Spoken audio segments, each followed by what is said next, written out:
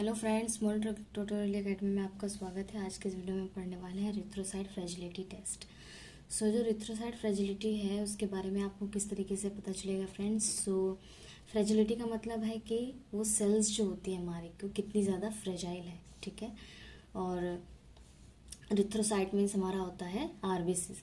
तो हमारी आरबीसीज की जो सेल्स हैं वो कितनी ज़्यादा फ्रेजाइल है, ठीक है। हम उसके बारे में आज स्टडी करेंगे। फ्रेजिलिटी में होता है रिजिडिटी एंड स्ट्रॉन्ग, कितनी स्ट्रॉन्ग है कितनी रिजिडिटी है, ठीक है। लो फ्रेजिलिटी क्या होता है, स्टेबल होता है। और हाई फ्रेजिलिटी अनस्टेबल होता है। लो फ्रेजिलिटी का मतलब ये है फ्रेंड्स कि जैसे कि कोई सेल है, ठीक है। अगर आप उसको अगर वो स्टेबल है दैट मीन्स कि उसका जो अंदर का और बाहर का जो भी उसकी क्या बोलते हैं, हम एक तरह से कह सकते हैं कि कंसंट्रेशन। जैसे कि सपोज कीजिए हमारा एक सेल है, ठीक है। आप इसके अंदर ना वाटर फिल कर रहे हो, ठीक है। वाटर फिल कर रहे हैं आप, इतना ज़्यादा वाटर फिल कर रहे हैं कि इसका साइज़ काफ़ी बड़ा हो गया है। तो ये क्या होगा, अनस्टेबल होगा, ठीक है। अगर इसमें आप इतना ही वाटर फिल करें कि ये जितनी जितनी इसकी शेप है उतना ही आप इसका वाटर फिल करें तो क्या होगा, ये स्टेबल रहेगा, अनस्टेबल नहीं होगा। दैट मीन्स कि लो फ्रेजिलिटी का मतलब है स्टेबल, कि जितना उसमें कंसंट्रेशन होना चाहिए उतना कंसंट्रेशन है, ठीक है। और हाई फ्रेजिलिटी का मतलब है अनस्टेबल हो चुका है वो, या फिर उसका साइज बड़ा हो गया है या उसका शेप चेंज हो गया है, ठीक है। साइज बड़ा होगा तो शेप अपने आप चेंज हो जाएगा, ठीक है फ्रेंड्स। और जो उसका नॉर्मल फंक्शन है वो भी उसका प्रॉपर तरीके से नहीं कर पाएगा।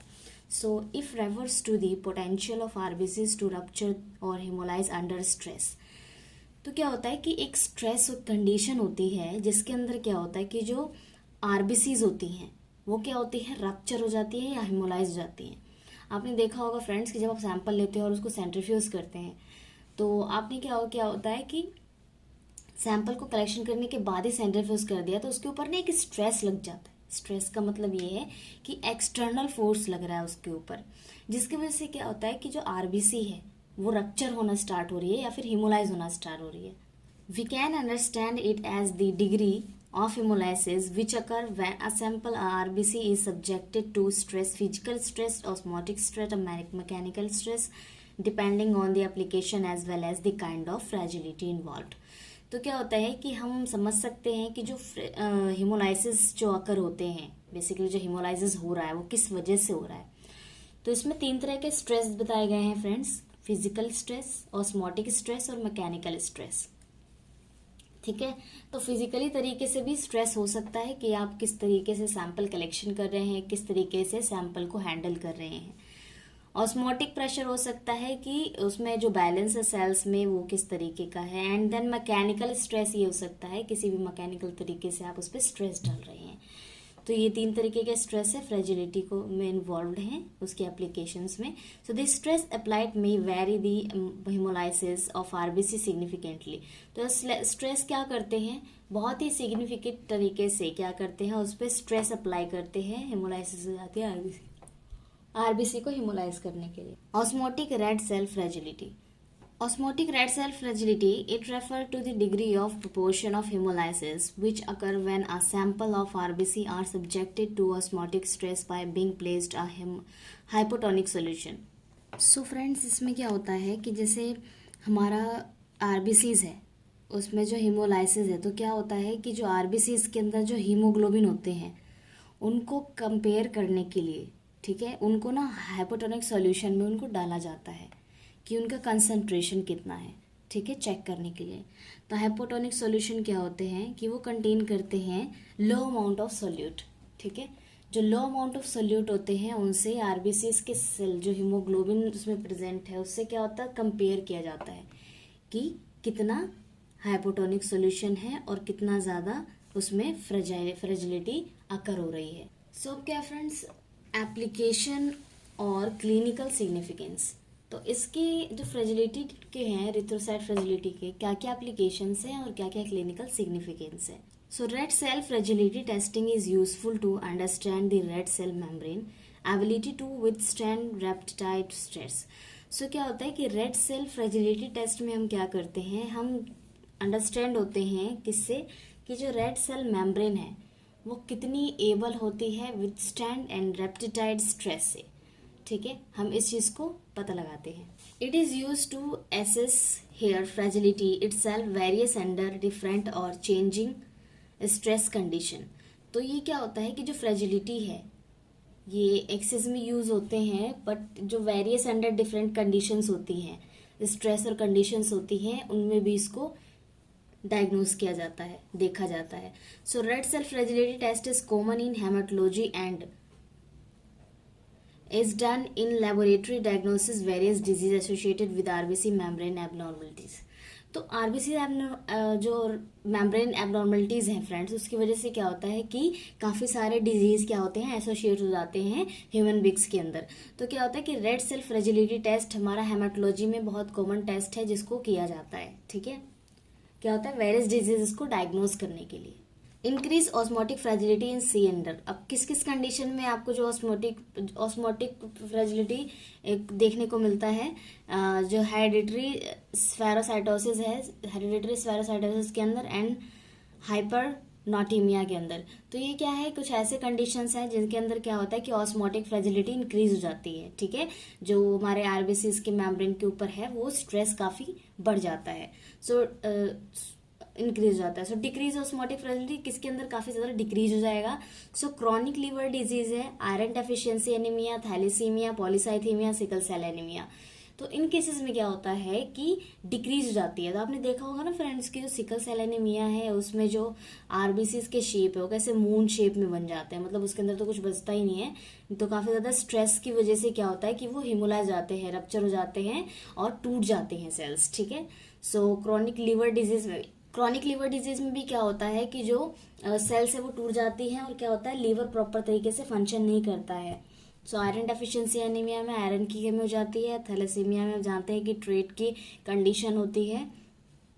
पॉलीसाइथीमिया में क्या होता है फ्रेंड्स कि हीमोग्लोबिन का जो लेवल है ना काफी ज्यादा हाई हो जाता है। ठीक है, तो वो हिमोलाइसिस के कंडीशन भी हो सकते हैं कि बॉडी के अंदर आपके जो ब्लड है वो हिमोलाइज हो रहे हैं। ठीक है, जिसकी वजह से क्या होता है कि आपकी जो आरबीसीज है वो काफी ज्यादा रप्चर हो रही है। तो पॉलीसाइथीमिया का केस भी होता है जिसमें 19, 20, 21, 22 हीमोग्लोबिन तक पहुंच जाते हैं। तो इस केस को हम पॉलीसाइथीमिया भी बोलते हैं। ठीक है, principle of red cell fragility test. तो इसके प्रिंसिपल क्या क्या है। So its principle state that the normal RBC is able to resist influence of the water to a limit exist. तो क्या होता है कि इसका प्रिंसिपल ये है कि एक नॉर्मल जो स्टेट है आरबीसीज का, ये रेसिस्ट करता है इन्फ्लुएंस वाटर को और लिमिट वाटर को एक्सटेंड करता है। तो क्या होता है कि जो एक सेल होती है फ्रेंड्स, उसके अंदर जितना वाटर इनहेल हो सकता है उतना ही वो अंदर लेता है, और एक्स्ट्रा वाटर क्या होते हैं उतने ही अमाउंट में एक्सीड होते हैं जितना वो कवर कर सकता है। तो ये होती है सेल्स की जो नॉर्मल पर्पस है वो। So the cells are placed in a hypotonic solution, the RBC absorb water due to osmotic pressure. तो क्या होता है जब हम सेल्स को हाइपोटोनिक सॉल्यूशन में डालते हैं, ठीक है, तो उसके अंदर क्या होता है कि जितना सेल्स आरबीसी एब्जॉर्ब कर रही है वाटर को ऑस्मोटिक प्रेशर के थ्रू, तो क्या होता है कि the influence of water causes swelling of RBC. तो क्या होता है कि जो वाटर है वो क्या करता है आरबीसी के अंदर स्वेलिंग कर देता है। स्वेल का मतलब ये है कि उसका साइज बड़ा हो जाता है आरबीसी का। अगर बाहर से आरबीसी के ऊपर ऑस्मोटिक प्रेशर पड़ रहे हैं हाइपोटोनिक सॉल्यूशन के अंदर, तो क्या होता है उसका एक तो शेप चेंज होगा और उसके अंदर जो वाटर का लेवल है वो भी क्या होगा, इंक्रीज हो जाएगा। So a normal RBC is able to swell because its volume to surface ratio. तो उसका जो सरफेस रेशियो है, उसका जो वॉल्यूम है, उसकी वजह से क्या होता है कि उसका साइज वो स्वेल हो जाती है, बड़ा साइज हो जाता है उसका। This test is a measure of the resistance of erythrocytes to haemolysis of the osmotic stress. तो हम इस टेस्ट से क्या करते हैं, मेजर करते हैं रिथ्रोसाइट जो हिमोलाइसिस हुआ है, ठीक है, ऑस्मोटिक प्रेशर के स्ट्रेस के अंदर। ठीक है, so the test consist of exposing red cells to various strength of hypotonic solution at measuring the degree of haemolysis by a calorimeter at room temperature. तो जो ये एक्सपोजिंग रेड सेल्स है उस वेरियस स्ट्रेंथ हाइपोटोनिक सॉल्यूशन के अंदर होते हैं, तो वो क्या होता है एक डिग्री मेजर करता है। ठीक है, हेमोलाइसिस की जो डिग्री है वो मेजर करता है कैलोरीमीटर के अंदर, ठीक है, at a room temperature. So the test is done to evaluate haemolytic anaemia. So hereditary spherocytosis evaluate immune haemolytic states. So क्या होता है, ये टेस्ट जो डन करते हैं हम बेसिकली इवेल्युएट हेमोलाइटिक एनीमिया के लिए करते हैं, हेरिडिटरी स्फेरोसाइटोसिस के लिए हम ये परफॉर्म करते हैं. So this stress ability is lost in cells such as spherocytosis once the limit is reached haemolysis occur. तो क्या होता है कि जो स्ट्रेस एबिलिटी होती है ये क्या करती है कि स्फेरोसाइटोसिस इससे लॉस्ट हो जाते हैं, और जो क्या होता है कि जो लिमिट है रीच्ड हेमोलाइसिस क्या होते हैं, अकर हो जाते हैं. तो फ्रेंड्स जो एक्सटर्नली स्ट्रेस है वो भी क्या होते हैं कि जो सेल्स के लिए होता है वो काफ़ी ज़्यादा हार्मफुल भी होता है, जिसकी वजह से क्या होता है कि सेल्स जो है वो हेमोलाइज होना स्टार्ट हो जाती हैं. So the increase osmotic fragility of normal cell is also attributed to the sodium pump. तो ऑस्मोटिक फ्रेजिलिटी से क्या होता है फ्रेंड्स कि जब हम ऑस्मोटिक फ्रेजिलिटी इंक्रीज कर देते हैं सेल्स के अंदर तो क्या होता है कि सोडियम क्या होता है पंप हो जाते हैं एट्रीब्यूटेड अमाउंट में. ठीक है, तो क्या होता है कि उसके अंदर जो सोडियम का लेवल है ना सेल्स के अंदर वो क्या होता है काफी ज्यादा इंक्रीज हो जाता है. So the losses of due to an accumulation of sodium which exceeds the loss of potassium. तो इस केस में क्या होगा कि अगर सोडियम ज्यादा अमाउंट में सेल्स के अंदर जा रहे हैं तो पोटेशियम क्या होगा कि उसकी जो वैल्यू है उसका जो एक फिक्स जो वैल्यू है वो क्या होगी कम हो जाएगी. ठीक है, तो अगर सोडियम पोटेशियम का बैलेंस नहीं होगा तो क्या होगा, सेल्स डैमेज हो जाएंगी. ठीक है, ज्यादा अमाउंट में सोडियम होने से क्या होगा, सेल्स डैमेज होनी स्टार्ट हो जाएंगी. So if incubated for longer period the cells are stressed and pumping mechanism fail which is due to lack of glucose that supplied energy to pump. तो क्या होगा फ्रेंड्स कि जब हम इसे लॉन्गर पीरियड तक सेल्स को इंक्यूबेट करते हैं तो उसमें क्या होता है कि उसके ऊपर स्ट्रेस पड़ता है जिससे पंपिंग मैकेनिज्म क्या होते हैं, फेल हो जाते हैं.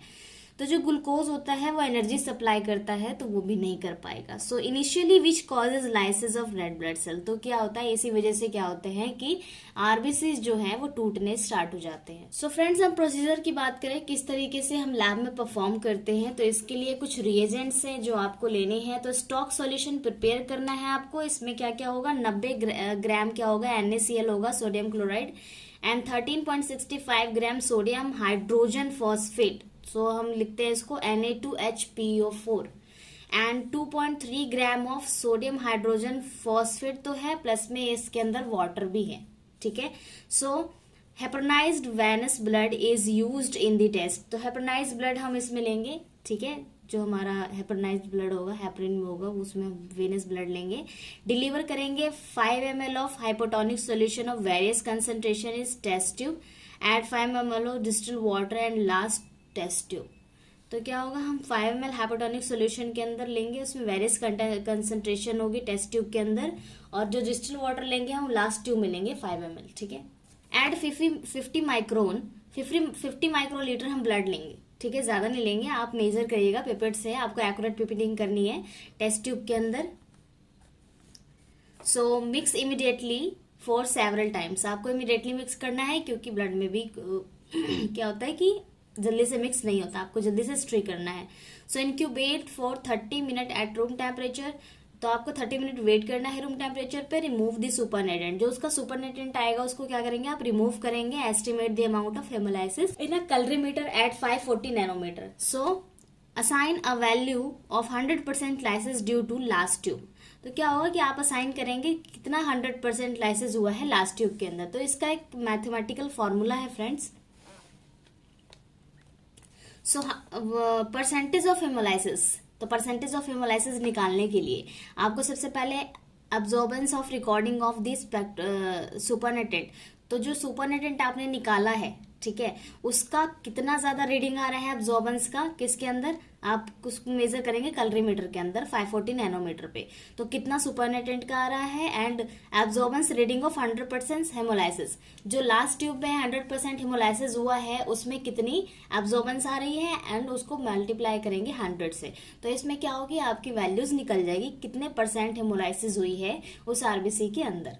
ठीक है, फैक्टर अफेक्टिंग रिथ्रोसाइट फ्रेजिलिटी. तो कुछ फैक्टर्स ऐसे होते हैं जो अफेक्ट करते हैं रिथ्रोसाइट फ्रेजिलिटी टेस्ट में. So the relative volume of the blood and saline. तो क्या होता है कि जो ब्लड की वॉल्यूम है, मैंने आपको बताया कि अगर आप ब्लड का वॉल्यूम एक्यूरेट नहीं लेते हो तो उससे भी क्या होगा कि फैक्टर अफेक्ट करेंगे. सो द सलाइन के अंदर and saline. So the final pH of blood in the saline suspension. तो जो फाइनल pH होता है ब्लड सलाइन सस्पेंशन के अंदर वो भी आपका एक्यूरेट होना चाहिए, वरना वो भी क्या हो सकते हैं, अफेक्ट कर सकते हैं रिथ्रोसाइट फ्रेजिलिटी टेस्टिंग में. So the temperature at which test is carried out. तो टेम्परेचर क्या होगा कि मैंने आपको बताया फ्रेंड्स कि आपको एक टेम्परेचर मेंटेन करके चलना है जिससे क्या होगा कि आपको एक्यूरेट वैल्यू मिलेगी। सो मैम्ब्रेन कंपोजिशन, जो उसकी मैम्ब्रेन कंपोजिशन है वो भी क्या हो सकते हैं, फैक्टर इफेक्ट कर सकते हैं। अगर बाई चांस मान लीजिए कि आरबीसीज के मैम्ब्रेन जो है उसकी कंपोजिशन जो है वो मैम्ब्रेन की जो कंपोजिशन है वो मतलब कि एक्यूरेट नहीं है, एक्यूरेट इन द सेंस कि पहले से ही जो है वो सेल्स डैमेज है या फिर कुछ ऐसा है, तो क्या होगा कि उसमें भी कुछ कुछ वैल्यूज जो है वो वेरी करेंगे। सेल साइज, सेल्स का साइज भी वेरी कर सकता है, क्योंकि सेल का साइज क्या है, अगर नॉर्मल है तो ठीक आएगी वैल्यू, हेमोलाइसिस कम आएगा, एंड देन ज़्यादा है सेल का साइज तो वो रप्चर हो सकती हैं स्ट्रेस के अंदर, क्योंकि आप उसको क्या है एक हाइपोटोनिक सॉल्यूशन में डाल रहे हैं, उसके ऊपर एक और स्ट्रेस डाल रहे हैं, ठीक है। तो क्या होगा कि उससे सेल्स भी डैमेज हो सकती हैं और नॉर्मल सेल भी डैमेज हो सकती हैं। तो इसमें काफ़ी सारी चीज़ें हैं जो कि एक्सटर्नली फोर्स करने, एक्सटर्नली स्ट्रेस देने के कारण भी वो लाइसिस हो सकती हैं। सो एमसीएफ हमारा एक टर्म है जिसको हम बोलते हैं मीन कॉर्पस्कुलर फ्रेजिलिटी।